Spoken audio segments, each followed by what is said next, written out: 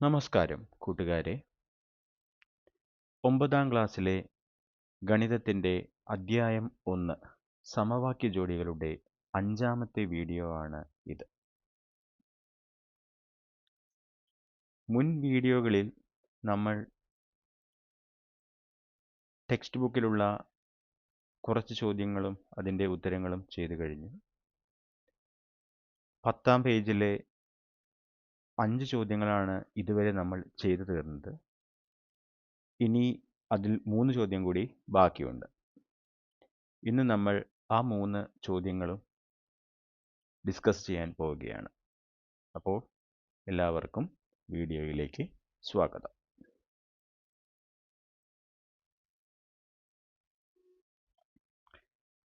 ഇതാണ് നമ്മുടെ അടുത്ത ചോദ്യം, അതായത് 6ാമത്തെ ചോദ്യം.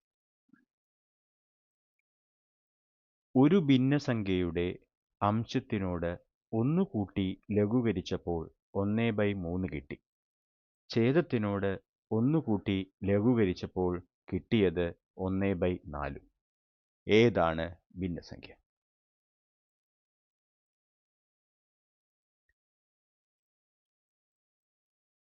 ഇതുപോലെ ഒരു പ്രോബ്ലം നമ്മൾ നേരത്തെ ചെയ്തതാണ്. ആ ചെയ്ത പ്രോബ്ലത്തിൽ നമ്മൾ പറഞ്ഞിരുന്നു, ഇവിടെ നമുക്ക് ഒരു ഭിന്നസംഖ്യ തന്നിട്ടുണ്ട്. ഭിന്നസംഖ്യയ്ക്ക് അംശം ഉണ്ട്, ഛേദമുണ്ട്. അംശം ബൈ ഛേദം. ഇവിടെ അംശത്തിനോട് 1 കൂട്ടി ലഘൂകരിച്ചപ്പോൾ 1/3 കിട്ടി. ഛേദത്തിനോട് 1 കൂട്ടി ലഘൂകരിച്ചപ്പോൾ 1/4 കിട്ടി. ഇവിടെ അംശവും ഛേദവും തമ്മിലുള്ള ബന്ധം പറയുന്നില്ല. ഓക്കെ, അതുകൊണ്ട് നമ്മൾ നമ്മുടെ രണ്ടാമത്തെ രീതിയായിട്ടുള്ള സമവാക്യ ജോഡികൾ ഉപയോഗിച്ച് ആ രീതിയാണ് ഇവിടെ ഉപയോഗിക്കുന്നത്.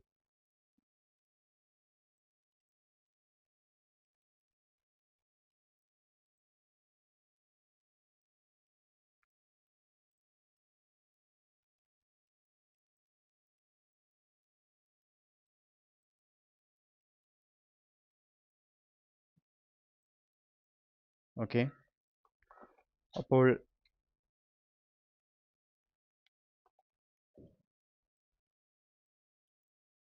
അംശം എക്സും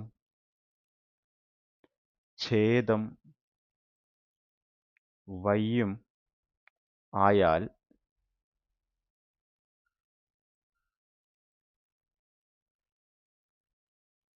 ഒരു മിനിറ്റ്,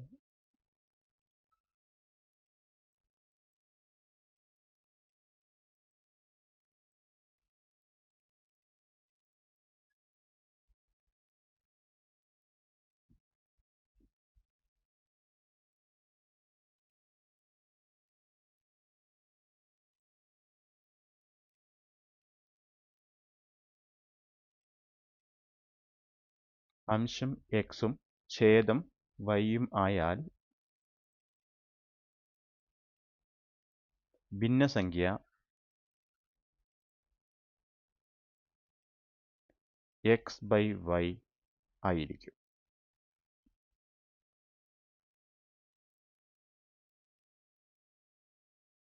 ഓക്കെ, ഇനി ഒന്നാമത്തെ നിബന്ധന പ്രകാരം അംശത്തോട് 1 കൂട്ടുന്നു.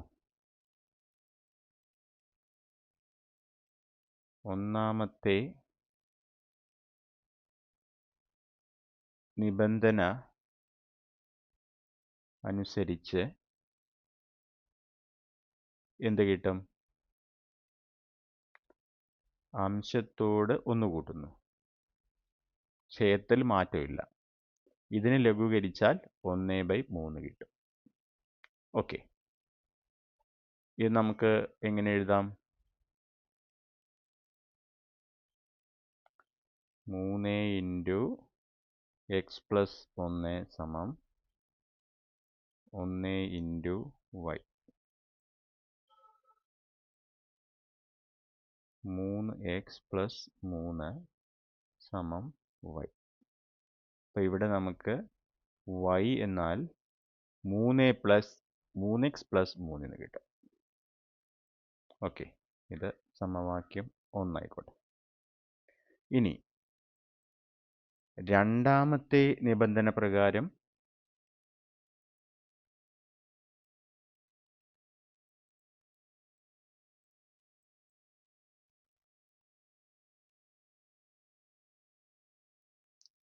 ഛേദത്തിനോട് 1 കൂട്ടി ലഘൂകരിച്ചപ്പോൾ 1/4.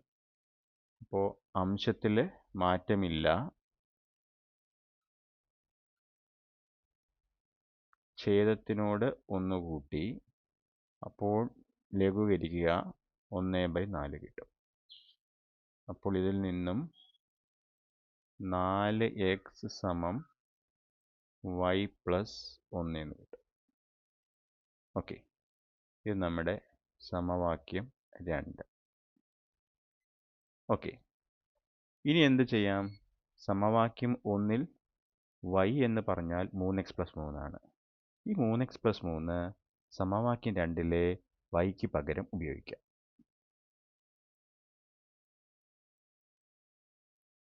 y = 3x+3 എന്ന് സമവാക്യം 2-ൽ ഉപയോഗിച്ചാൽ എന്ത് കിട്ടും? 4x = yക്ക് പകരം 3x+3 + 1. അതെന്തായിരിക്കും? 4x, 3x ഇങ്ങോട്ട് വരുമ്പോൾ -3x = 3 + 1. അപ്പോൾ എന്ത് കിട്ടും?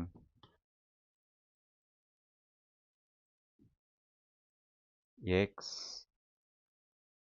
= 4. ഓക്കെ, ഇനി എന്ത് ചെയ്യാം? x = 4 എന്ന്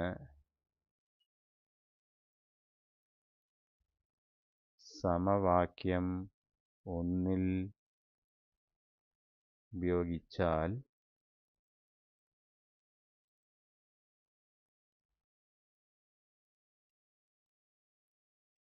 y = 3 × 4 + 3. അപ്പോൾ y = 12 + 3 y 15. ഓക്കെ, അപ്പോൾ എന്ത് കിട്ടും? ആയതുകൊണ്ട് ഭിന്നസംഖ്യ സമം അംശം ബൈ ഛേദം 4/5.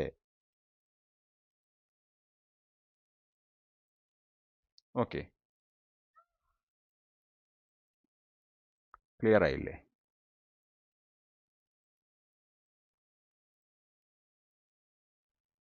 ഓക്കെ, അപ്പോൾ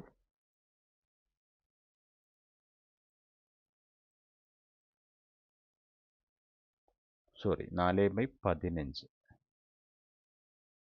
ഓക്കെ, ഇതാണ് അതിൻ്റെ ഉത്തരം.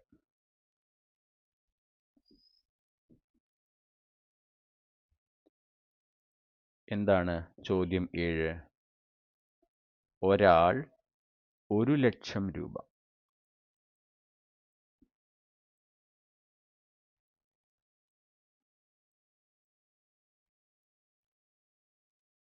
രണ്ട് പദ്ധതികളിലായി നിക്ഷേപിച്ചു. 7% 6%മാണ് പലിശ നിരക്ക്. ഒരു വർഷം കഴിഞ്ഞ് 2 പദ്ധതിയിൽ നിന്നുമായി 6,750 രൂപ പലിശ കിട്ടി.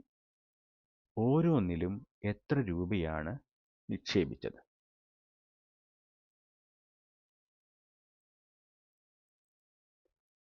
അപ്പോൾ ഇവിടെ നമുക്ക് ആദ്യം പലിശ കാണുന്നതിനുള്ള ഒരു സമവാക്യം അത് മനസ്സിലാക്കണം. അപ്പോൾ പണം നിക്ഷേപിക്കുമ്പോൾ നമ്മൾക്ക് ഒരു നിക്ഷേപ തുക ഉണ്ടായിരിക്കും. ഓക്കെ. അപ്പോൾ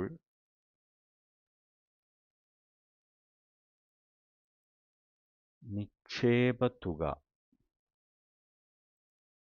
അത് നമുക്ക് പി എന്ന അക്ഷരം കൊണ്ട് സൂചിപ്പിക്കാം. ഓക്കെ. പിന്നെ ഇത് നമ്മൾ എത്ര കാലാവധിക്കാണ് ഇടുന്നതെന്നുള്ള ഒരു കാര്യമുണ്ട്. അപ്പോൾ നമുക്ക് കാലാവധി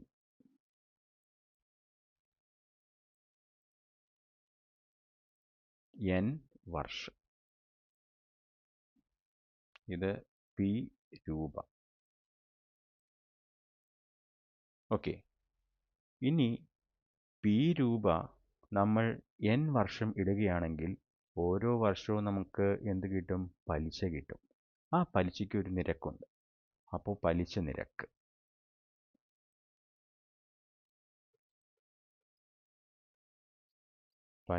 നിരക്ക് R%. ഓക്കെ. അപ്പോൾ നിക്ഷേപ തുക പി രൂപയും കാലാവധി n വർഷവും പലിശ നിരക്ക് R% ആയാൽ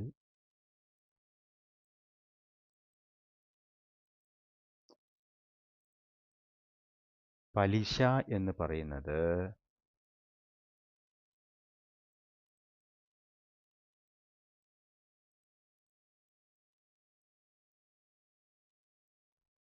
പി ഗുണിക്കണം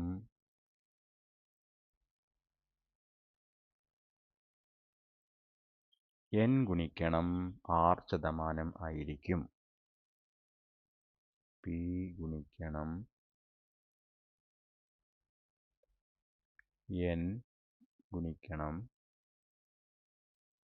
R%.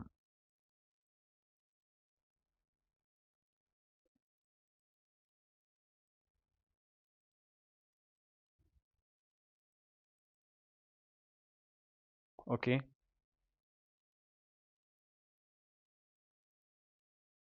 ഈ സമവാക്യം ഓർത്തു വയ്ക്കുക. ഇത് നിങ്ങൾക്ക് വളരെ ഉപയോഗപ്രദമാവും. നിക്ഷേപ തുക പി രൂപയും കാലാവധി n വർഷവും പലിശ നിരക്ക് R%ആയാൽ പലിശ P into n into R% ആയിരിക്കും.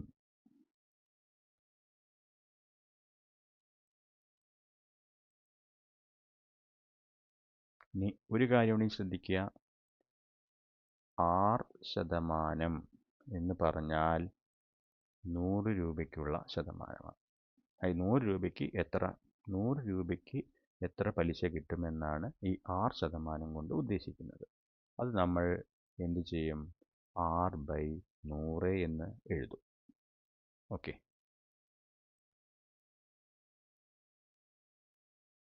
ഇനി നമുക്ക് നമ്മുടെ ചോദ്യത്തിലേക്ക് വരാം. അപ്പോൾ 2 പദ്ധതികളിലാണ് 1,00,000 രൂപ നിക്ഷേപിച്ചത്. ആദ്യ പദ്ധതിയിൽ x രൂപ നിക്ഷേപിച്ചാൽ രണ്ടാമത്തെ പദ്ധതിയിൽ 1,00,000 മൈനസ് x ആയിരിക്കും നിക്ഷേപിച്ചിട്ട് ഉണ്ടായിരിക്കുക. ഓക്കെ. അതാണ് നമ്മുടെ ഒന്നാമത്തെ രീതി, ഒരു ചരം ഉപയോഗിച്ച്.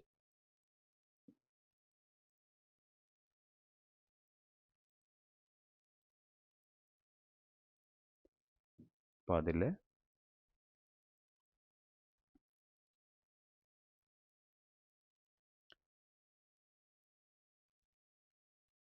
നിക്ഷേപ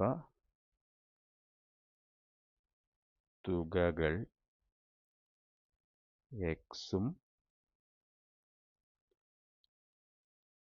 1,00,000 മൈനസ് എക്സും ആയാൽ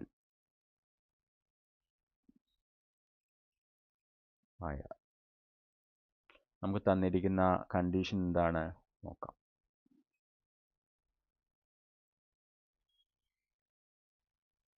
ഒരു വർഷം കഴിഞ്ഞാൽ 2 പദ്ധതിയിൽ നിന്നുമായി 6,750 രൂപ പലിശ കിട്ടും.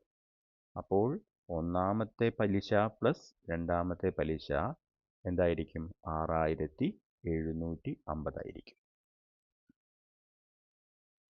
ഓക്കെ.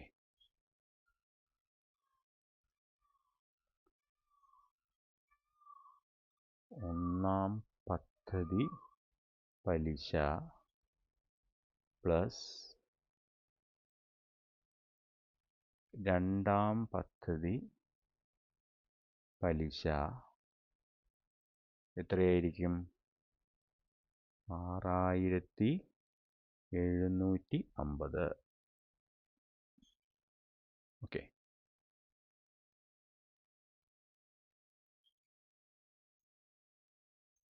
ഇനി ഒന്നാം പദ്ധതിയിലെ പലിശ. അപ്പോൾ അവിടെ നമുക്ക് നിക്ഷേപിച്ച തുക എക്സ് ആണ്, കാലാവധി 1 വർഷമാണെന്ന് പറയുന്നുണ്ട്. 1 വർഷം കഴിഞ്ഞു. ഒന്നാമത്തെ പദ്ധതിക്ക് 7%. ഓക്കെ. അപ്പോൾ പി ഇൻറ്റു എൻ ഇൻറ്റു 6%.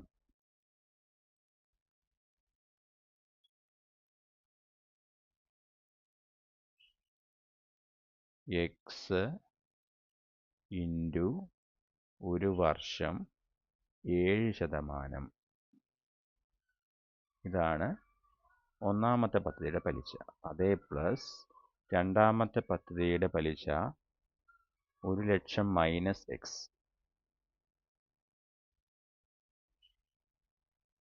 അതാണ് നിക്ഷേപത്തുക ഇൻറ്റു കാലാവധി 1 വർഷം 6% സമം 6750. ഓക്കെ. അപ്പോൾ എക്സ് ഇൻറ്റു 1 എക്സ്, അപ്പോൾ 7x. പിന്നെ ശതമാനം എന്ന് പറയുമ്പോൾ ബൈ 100 കൂട്ടണം. ഇവിടെ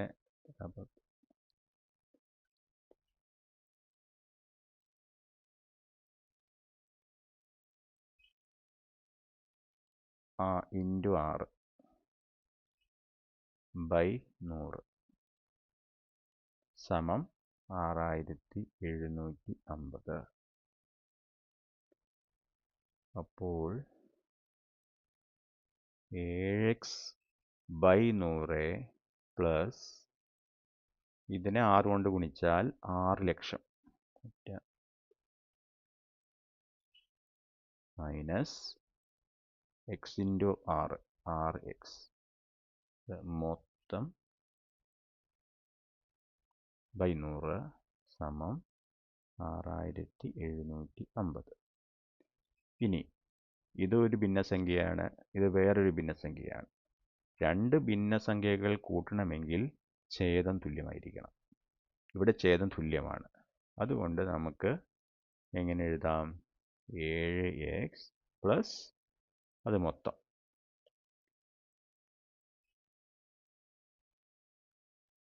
6 ലക്ഷം minus 6x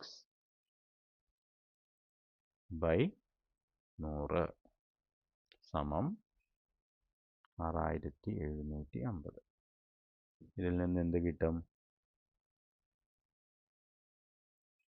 7x minus 6x, x plus 6 ലക്ഷം ബൈ 100 സമം 6750. ഇവിടുന്ന് അപ്പം എന്ത് കിട്ടും? എക്സ് പ്ലസ്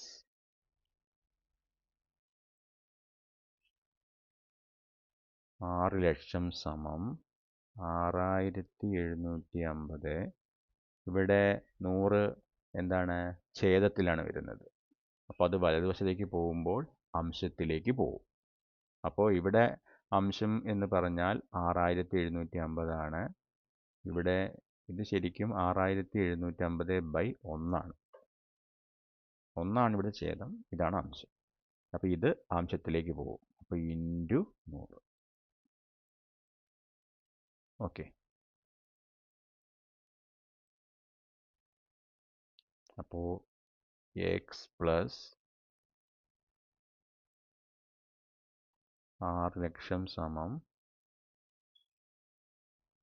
ഇൻറ്റു 100 ആകുമ്പോൾ 2 6,75,000. അപ്പോൾ എക്സ് സമം 6,75,000 മൈനസ് 6,00,000. അപ്പോൾ എക്സ് എന്ത് കിട്ടും? 75,000.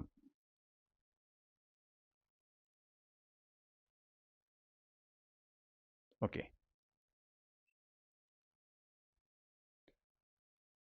അപ്പോൾ എക്സ് 75,000 ആയി. അപ്പോൾ രണ്ടാമത്തെ നിക്ഷേപ തുക എന്തായിരിക്കും? 1,00,000 മൈനസ് എക്സ്.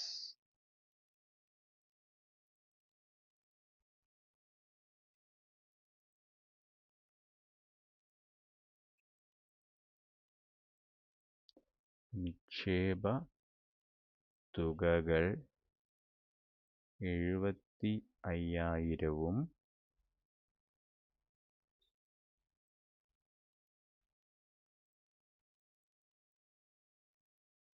1,00,000 മൈനസ് 75,000, അതായത് 25,000 രൂപയുമാണ്. ഓക്കെ.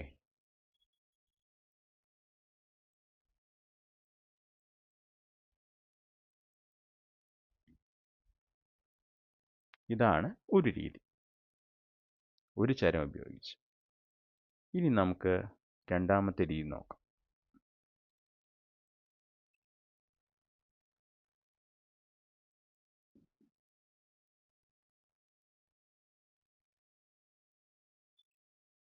രീതി 2, സമവാക്യ ജോഡികൾ ഉപയോഗിച്ച്. ഓക്കെ. അപ്പോൾ ഇവിടെ എന്താണ് നമ്മൾ ചെയ്യുന്നത്?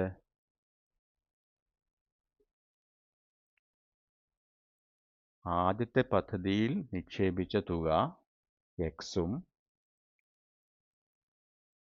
ആദ്യ പദ്ധതിയിൽ നിക്ഷേപിച്ച തുക എക്സ് രൂപ.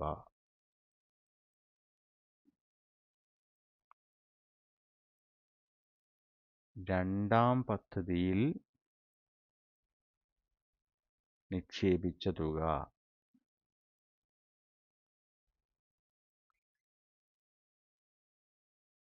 വൈ രൂപ. ഇനി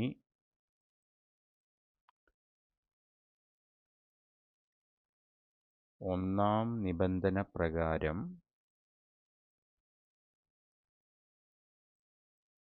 രണ്ട് പദ്ധതിയിലും കൂടി 1,00,000 രൂപ നിക്ഷേപിച്ചിട്ടുണ്ട്. ഓക്കെ. അപ്പോൾ നമുക്ക് എന്തെഴുതാം? ഒന്നാം പദ്ധതിയിൽ നിക്ഷേപിച്ച തുക പ്ലസ് രണ്ടാമത്തെ പദ്ധതിയിൽ നിക്ഷേപിച്ച തുക സമം 1,00,000. ഓക്കെ. ഇതിൽ നിന്ന് നമുക്ക് എന്തെഴുതാം? y സമം മൈനസ് എക്സ് എന്ന് എഴുതാം. ഇതാണ് നമ്മുടെ സമവാക്യം 1. ഓക്കെ.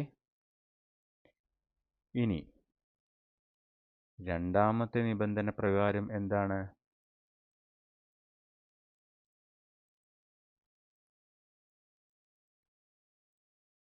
രണ്ടാം നിബന്ധന പ്രകാരം ആദ്യ പദ്ധതിയിലെ പലിശ പ്ലസ് രണ്ടാമത്തെ പദ്ധതിയിലെ പലിശ സമം 6,750. ഓക്കെ.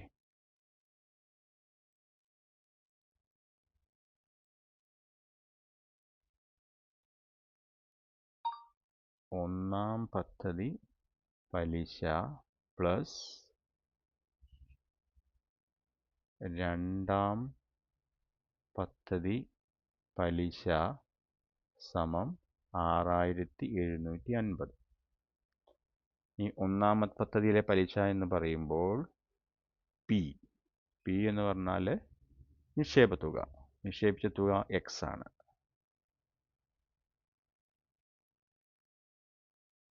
ഒരു വർഷം N 1.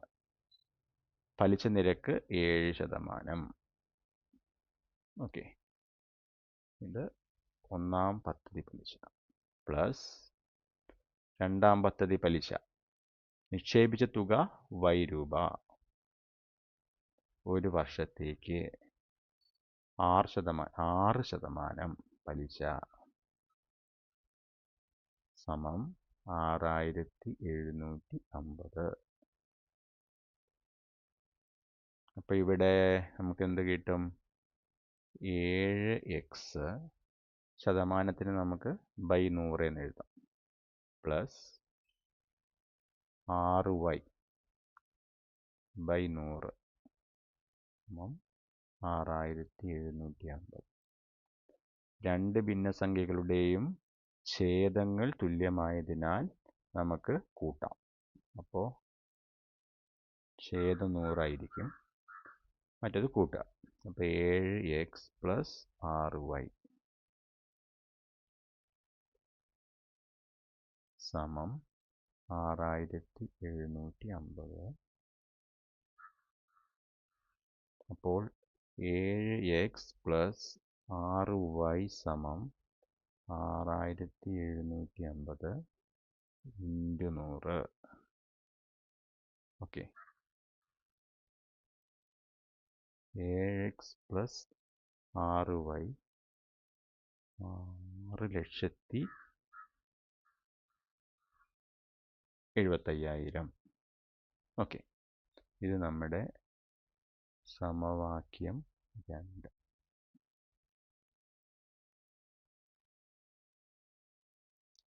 ഇനി സമവാക്യം 1-ൽ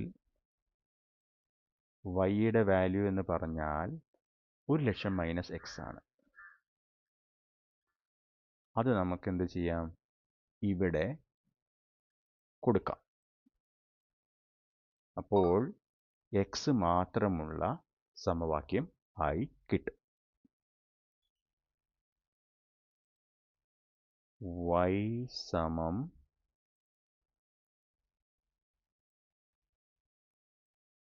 1,00,000 മൈനസ് എക്സ്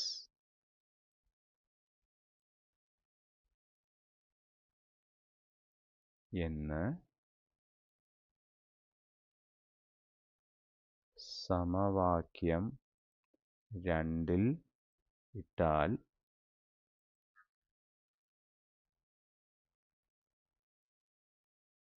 എന്ത് കിട്ടും?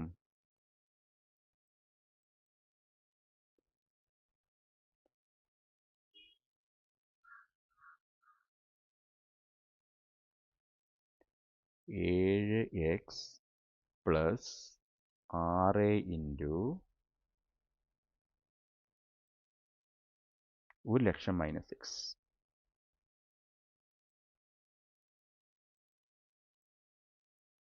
സമം 6,70,5,000. ഓക്കെ, അപ്പോൾ ഇതിൽ നിന്ന് നമുക്ക് എന്ത് കിട്ടും?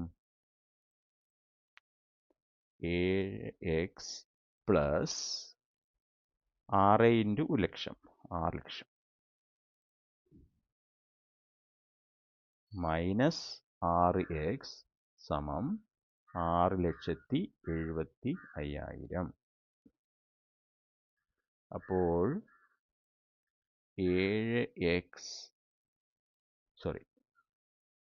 7xൽ നിന്നും 6x കുറയ്ക്കും. x പ്ലസ് 6,00,000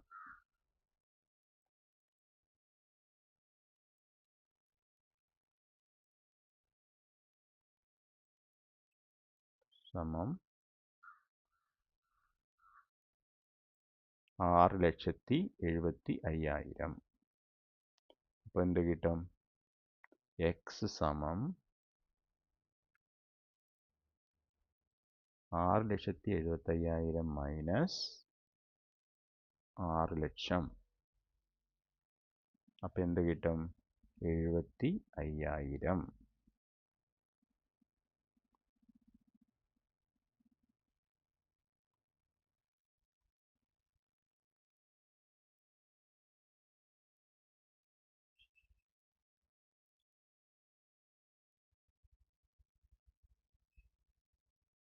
ഓക്കെ, അപ്പോൾ എക്സ് കിട്ടി.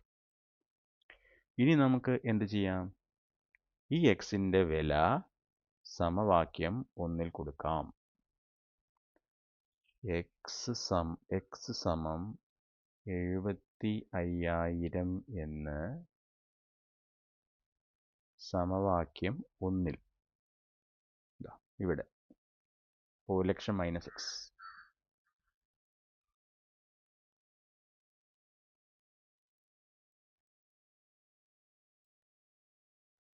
ഇട്ടാൽ y സമം 1 ലക്ഷം മൈനസ് 75,000.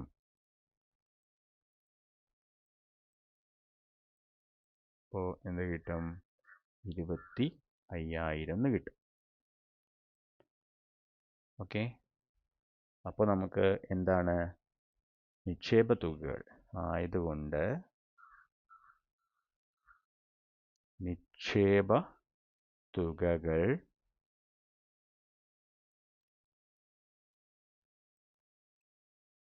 75,000-ഉം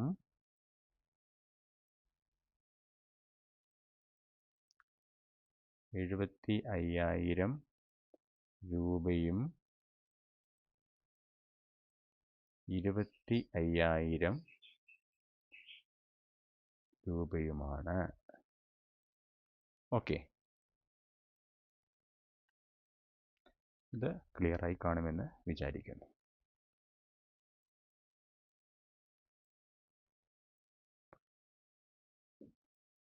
അടുത്ത ചോദ്യത്തിലേക്ക് പോകുന്നതിന് മുമ്പ് ഞാൻ നിങ്ങളോട് ഒരു ക്വസ്റ്റ്യൻ ചോദിക്കട്ടെ.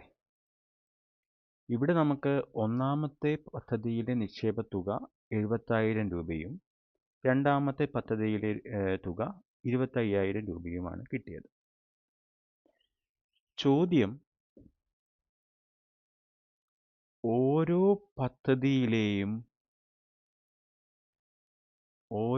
പദ്ധതിയിൽ നിന്നും കിട്ടിയ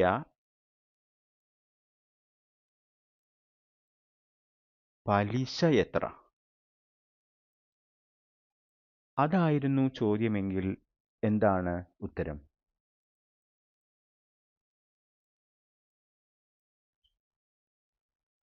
അപ്പോൾ നമുക്ക് ഒന്നാം പദ്ധതിയിലെ പലിശ സമം PNR%. അതെന്ന് പറയുമ്പോൾ ഒന്നാമത്തെ പദ്ധതിയിൽ നിന്നും നിക്ഷേപിച്ചത് 75,000 രൂപ. ഒരു വർഷത്തേക്ക് പലിശ നിരക്ക് 7%. അപ്പോൾ ശതമാനം എന്ന് പറയുമ്പോൾ ബൈ 100. അപ്പോൾ ഇതും വെട്ടിപ്പോയി. അപ്പോൾ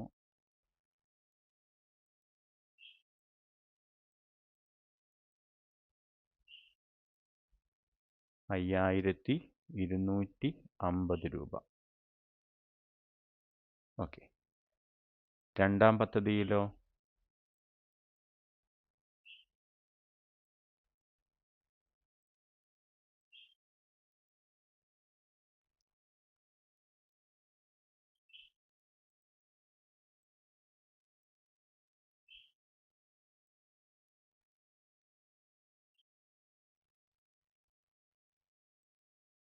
രണ്ടാം പദ്ധതിയിലെ പലിശ സമം 25,000 രൂപ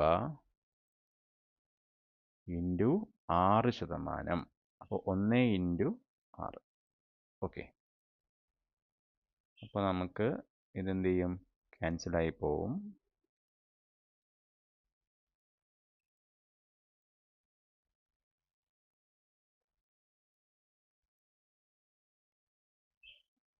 1500. ഇത് രണ്ടും കൂട്ടിയാൽ എത്രയാണ് കിട്ടുന്നത്?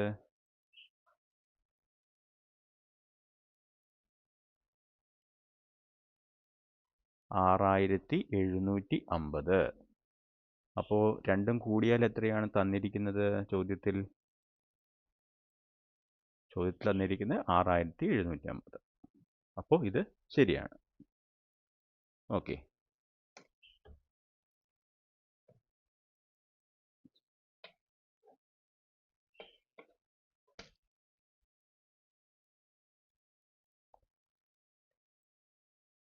അപ്പോൾ ചിലപ്പോൾ പരീക്ഷയ്ക്ക് നേരത്തെ പറഞ്ഞ പോലെ 2 പദ്ധതികളിലുമായി നിക്ഷേപിച്ച ആകെ തുക തന്ന് ഓരോന്നിൻ്റെയും പലിശ നിരക്ക് തരും. എന്നിട്ട് ആകെ പലിശയും തരും.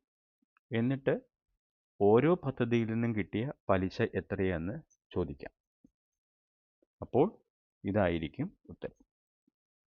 ഓക്കെ. അപ്പോൾ ആദ്യം നമ്മൾ നിക്ഷേപിച്ച തുക കണ്ടുപിടിച്ച് അതിൽ നിന്നും എന്ത് ചെയ്യുക? നമ്മുടെ പലിശ നിരക്കിൻ്റെ പലിശയുടെ സമവാക്യം ഉപയോഗിച്ച് ഉത്തരം കണ്ടുപിടിക്കുക. ഓക്കെ. ഇനി നമുക്ക് അവസാനത്തെ ചോദ്യത്തിലേക്ക് പോവാം. 8ാമത്തെ ചോദ്യം.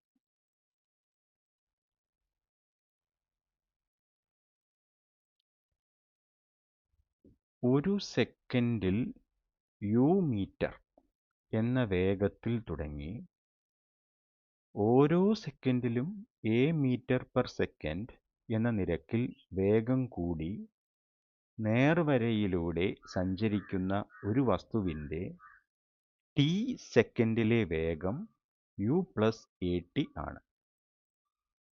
ഇങ്ങനെ സഞ്ചരിക്കുന്ന ഒരു വസ്തുവിൻ്റെ ഒന്നാമത്തെ സെക്കൻഡിലെ വേഗം 5 മീറ്റർ പെർ സെക്കൻഡും 5ാമത്തെ സെക്കൻഡിലെ വേഗം 13 മീറ്റർ പെർ സെക്കൻഡുമാണ്. ഓരോ സെക്കൻഡിലെയും വേഗം കൂടുന്നതിൻ്റെ നിരക്ക് എന്താണ്? യാത്രയുടെ തുടക്കത്തിലെ വേഗം എന്താണ്? അപ്പോൾ ഒരു യാത്ര തുടങ്ങുകയാണ്. അപ്പോൾ യാത്ര തുടങ്ങുന്ന സമയത്ത്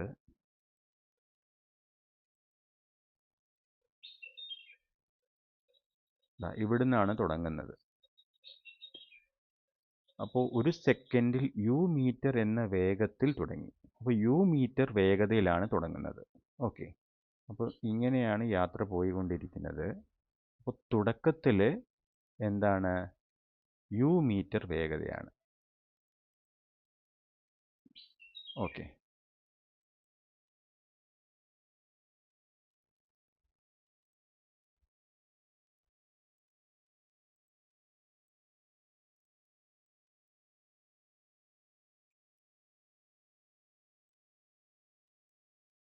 ഇവിടുത്തെ വേഗത. ഇനി ഓരോ സെക്കൻഡിലും a മീറ്റർ പെർ സെക്കൻഡ് എന്ന നിരക്കിൽ വേഗം കൂടി. അപ്പോൾ ഇതാണ് ഓരോ സെക്കൻഡ് കഴിയുന്നത്. അപ്പോൾ ഇവിടെ u ആയിരുന്നു. ഒരു സെക്കൻഡ് കഴിയുന്ന സമയത്ത് അത് a കൂടി. ഇവിടെ എത്തുമ്പോൾ അത് u പ്ലസ് a ആയി. ഇവിടെ എത്തുന്ന സമയത്ത് ഒന്നുകൂടി കൂടി, u പ്ലസ് 2a ആയി. പിന്നെ മൂന്നാമത്തെ സെക്കൻഡ്, ഇത് 1, 2, 3. മൂന്നാമത്തെ സെക്കൻഡ് ആവുന്ന സമയത്ത് എന്തായി? u പ്ലസ് 3a ആയി. ഇനി നാലാമത്തെ സെക്കൻഡ് ആവുമ്പോൾ u പ്ലസ് 4a ആയി. അങ്ങനെ പോയിട്ട് t സെക്കൻഡ് ആവുന്ന സമയത്ത് അത് u പ്ലസ്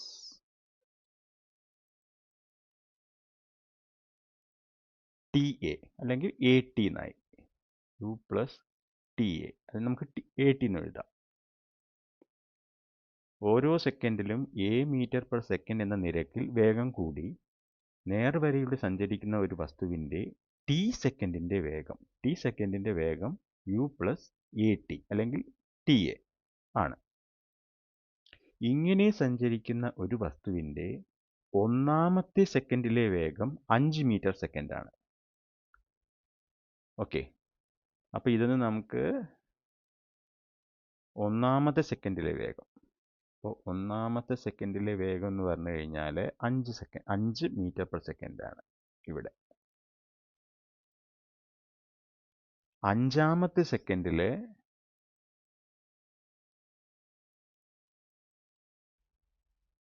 13 മീറ്റർ പെർ സെക്കൻഡാണ്.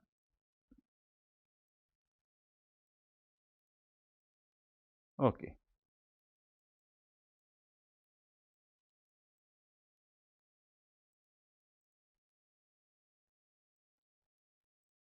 ഓരോ സെക്കൻഡിലും വേഗം കൂടുന്നതിൻ്റെ നിരക്ക് എന്താണ്? യാത്രയുടെ തുടക്കത്തിലെ വേഗം എന്താണ്? ഓരോ സെക്കൻഡിലും വേഗം കൂടുന്നതിൻ്റെ നിരക്ക് എത്രയാണ്? അപ്പോൾ നിരക്ക് എ ആണ് ഇവിടെ. ഓക്കെ. അപ്പോൾ ഓരോ സെക്കൻഡിലും വേഗം കൂടുന്നതിൻ്റെ നിരക്ക് എ ആണ്.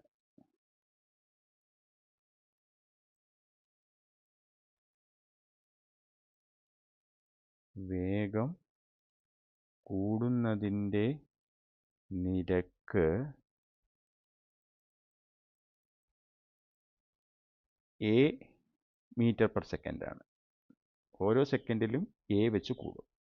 യാത്രയുടെ തുടക്കത്തിലെ വേഗം യു മീറ്ററാണ്. യാത്രയുടെ തുടക്കത്തിലെ വേഗം എത്രയാ? യു ആണ്. ഓക്കെ. അപ്പോൾ ഇതാണ് നമുക്ക് കണ്ടുപിടിക്കേണ്ടത്. U metre per second. Okay. അപ്പോൾ തുടക്കത്തിൽ യു മീറ്റർ പെർ സെക്കൻഡ് വേഗതയിൽ യാത്ര തുടങ്ങുകയാണ്. ഓരോ സെക്കൻഡ് കഴിയുമ്പോഴും എ മീറ്റർ പെർ സെക്കൻഡ് ഇങ്ങനെ വേഗത കൂടിക്കൊണ്ടേയിരിക്കും. അങ്ങനെയാവുമ്പോൾ ടി സെക്കൻഡ് കഴിയുമ്പോൾ അതിൻ്റെ വേഗത യു പ്ലസ് ടി എ ആണ്, അല്ലെങ്കിൽ യു പ്ലസ് എ ടി ആണ്. ഈ തന്നിരിക്കുന്നത് ഒന്നാമത്തെ സെക്കൻഡിലെ വേഗത 5 മീറ്റർ പെർ സെക്കൻഡ് ആണെന്ന് തന്നിട്ടുണ്ട്. അതേപോലെ അഞ്ചാമത്തെ സെക്കൻഡിൽ 13 മീറ്റർ പെർ സെക്കൻഡ് ആണെന്ന് തന്നിട്ടുണ്ട്. അപ്പോൾ നമുക്ക് എന്ത് ചെയ്യണം? ഈ എയുടെയും യുവിൻ്റെയും വാല്യൂ കണ്ടുപിടിക്കണം. ഓക്കെ.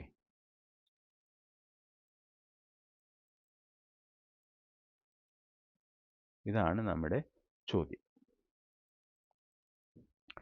അപ്പോൾ നമുക്ക് എങ്ങനെ തുടങ്ങാം? വേഗം കൂടുന്നതിന് നിരക്ക് എ എന്നും, എ തന്നിട്ടുണ്ട്. വേഗം കൂടുന്ന നിരക്ക് എ മീറ്റർ പെർ സെക്കൻഡ് ആണ്. യാത്രയുടെ തുടക്കത്തിലെ വേഗം യു മീറ്റർ പെർ സെക്കൻഡ് ആണ്. കൂടാതെ നമുക്ക് എന്താണ് ഇവിടെ ഒരു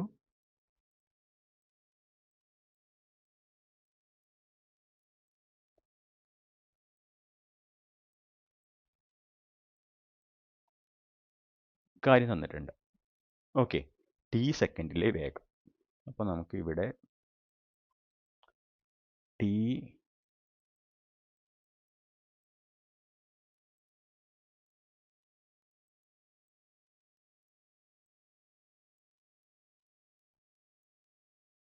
സെക്കൻഡിലെ വേഗം സമം u plus a t. Okay. ഇനി എന്താണ്?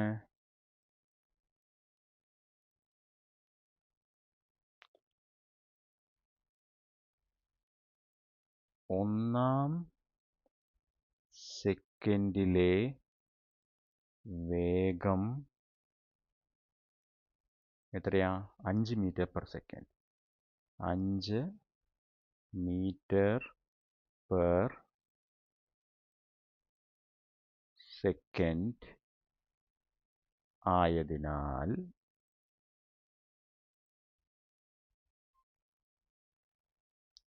ഇവിടെ നമുക്ക് എന്ത് ചെയ്യാം? തുടക്കത്തിലുള്ള വേഗത പ്ലസ് എ ഒരു സെക്കൻഡ് കഴിയുമ്പോൾ എ ഇൻറ്റു 1 സമം എത്ര തന്നിരിക്കുന്നത്? 5. ഇതിൽ നിന്നും യു പ്ലസ് എ സമം 5 എന്ന് കിട്ടും. ഓക്കെ. ഇതിന് നമുക്ക് എന്ത് ചെയ്യാം? തുടക്കത്തിലുള്ള വേഗത യു സമം 5 മൈനസ് എ എന്ന് എഴുതാം. ഓക്കെ. ഇതാണ് നമ്മുടെ ഒന്നാമത്തെ സമവാക്യം. ടി സെക്കൻഡിലെ വേഗം തന്നിട്ടുണ്ട്. അപ്പോൾ ഒന്നാമത്തെ സെക്കൻഡിലെ വേഗം എന്തായിരിക്കും? U plus a into 1. അത് ഇവിടെ തന്നിട്ടുണ്ട് 5 എന്ന്. ഓക്കെ, ഇനി തന്നിരിക്കുന്നത് എന്താ? അഞ്ചാമത്തെ സെക്കൻഡിലെ വേഗം.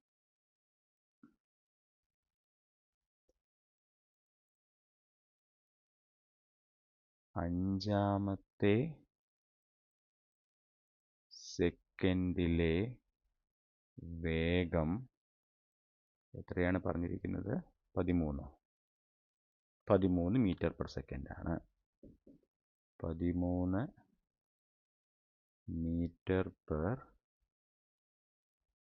സെക്കൻഡ് ആയാൽ നമുക്ക് എന്ത് കിട്ടും?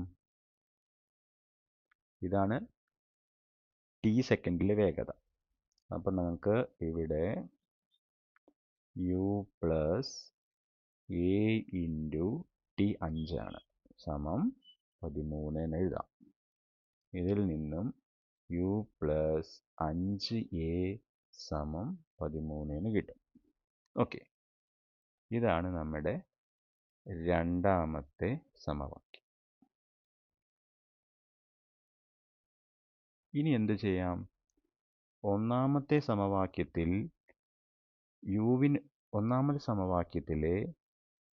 യുവിൻ്റെ വാല്യൂ 5 മൈനസ് എ എന്നത് ഇവിടെ സബ്സ്റ്റിറ്റ്യൂട്ട് ചെയ്യാം. യു സമം 5 മൈനസ് എ സമവാക്യം 2ൽ ഉപയോഗിച്ചാൽ എന്ത് കിട്ടും?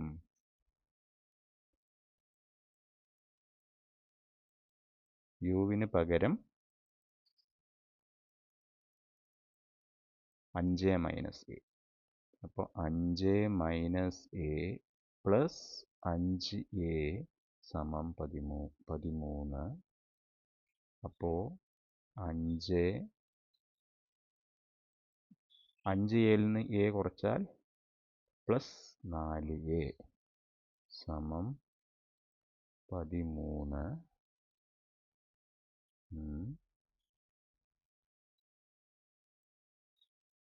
4a സമം 13 മൈനസ് 5. 4a 8 അല്ല 5 13 8. a സമം 8/4. അപ്പോൾ a സമം 2. ഓക്കെ, ഇനി ചെയ്യേണ്ട, അപ്പോൾ a കിട്ടി. ഇനി എന്ത് ചെയ്യണം? a കിട്ടിക്കഴിഞ്ഞാൽ u നമുക്ക് ഇവിടെ നിന്നും കണ്ടുപിടിക്കാം. ഇവിടെ നിന്ന് കിട്ടും 5 മൈനസ് എ സമം 2 എന്ന് സമവാക്യം 1ൽ ഇട്ടാൽ എന്ത് കിട്ടും? യു സമം 5 മൈനസ് എ 2. അപ്പോൾ യു സമം 3. ഓക്കെ, അപ്പോൾ എന്ത് കിട്ടും നമുക്ക്?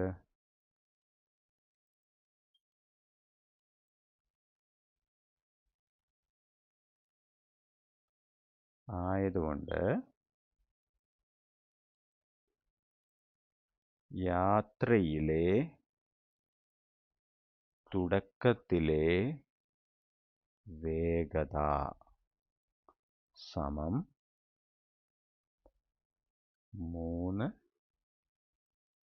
Metre per second. പിന്നെന്താ പറഞ്ഞിരിക്കുന്നത്? കൂടുന്ന നിരക്ക്. ഓരോ സെക്കൻഡിലും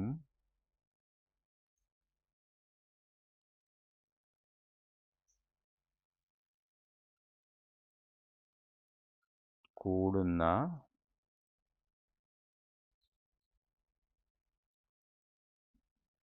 വേഗതയുടെ നിരക്ക്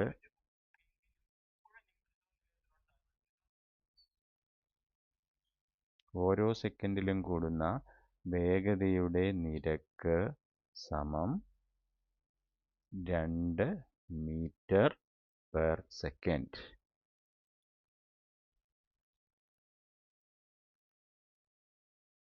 ഓക്കെ.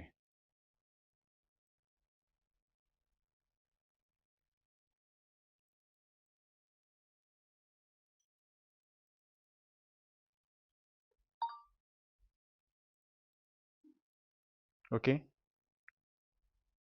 അപ്പോൾ ചോദ്യം കിട്ടിക്കഴിഞ്ഞാൽ നമുക്ക് എന്ത് ചെയ്യാം? ഇങ്ങനെ ഒരു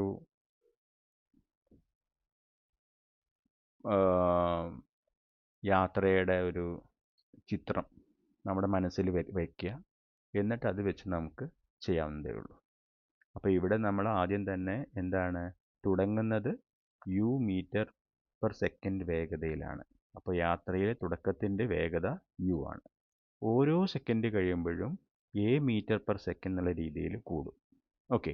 അപ്പോൾ ഇവിടെ സംഭവിക്കുന്നത് തുടക്കത്തിൽ 2 മീറ്റർ പെർ സെക്കൻഡിലാണ് യാത്ര തുടങ്ങിയത്. പിന്നെ 3 മീറ്റർ പെർ സെക്കൻഡിലാണ് യാത്ര തുടങ്ങിയത്. ഒന്നാമത് സെക്കൻഡ് ആയപ്പോൾ 2 കൂടി, അപ്പോൾ 5 ആയി. പിന്നെ അടുത്ത സെക്കൻഡ് ആയപ്പോൾ വീണ്ടും എന്ത് ചെയ്തു? 2 കൂടി, അപ്പോൾ 9 ആയി. ഓക്കെ. ആദ്യം 3 ആയിരുന്നു, പിന്നെ അത് 2 കൂടി 5 ആയി, പിന്നെ അത് 7 ആയി,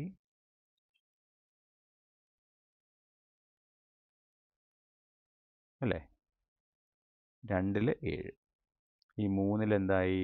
9 ആയി, 4-ൽ അത് 11 ആയി, 5 ആയപ്പോൾ 13 ആയി. ഇങ്ങനെ പോയിക്കൊണ്ടിരിക്കും. അപ്പോൾ നമ്മുടെ ഉത്തരം ശരിയാണ്. ഓക്കെ. ഇതും ഒരു വളരെ ഇമ്പോർട്ടൻ്റ് ആയിട്ടുള്ളൊരു ക്വസ്റ്റ്യൻ ആണ്. ഇതിൽ വേറെ മാറ്റങ്ങളൊന്നും ഇതില്ല. ഇത് നമുക്ക് ഈ ഒരു സമവാക്യം വെച്ചിട്ട് അങ്ങോട്ട് സോൾവ് ചെയ്യാനേ വേണ്ടുള്ളൂ. ഓക്കെ. അപ്പോൾ നമ്മുടെ 10-ാം പേജിലെ 8 ചോദ്യങ്ങളും നമ്മൾ വർക്കൗട്ട് ചെയ്തിട്ടുണ്ട്. ഇനി നമ്മൾ അടുത്ത ക്ലാസ്സിൽ അടുത്ത ഭാഗത്തിലേക്ക് പോകുന്നതായിരിക്കും. ഓക്കെ. അപ്പോൾ ഇതിൽ എന്തെങ്കിലും ഡൗട്ട് ഉണ്ടെങ്കിൽ നിങ്ങൾക്ക് കമൻ്റ് ഇട്ട് ക്ലിയർ ചെയ്യാവുന്നതാണ്. അപ്പോൾ അടുത്ത വീഡിയോയിൽ നമുക്ക് അടുത്തതിലേക്ക് പോവാം. നിങ്ങളുടെ സജഷൻസ് എല്ലാം തന്നെ കമൻ്റ് ചെയ്യുക കേട്ടോ.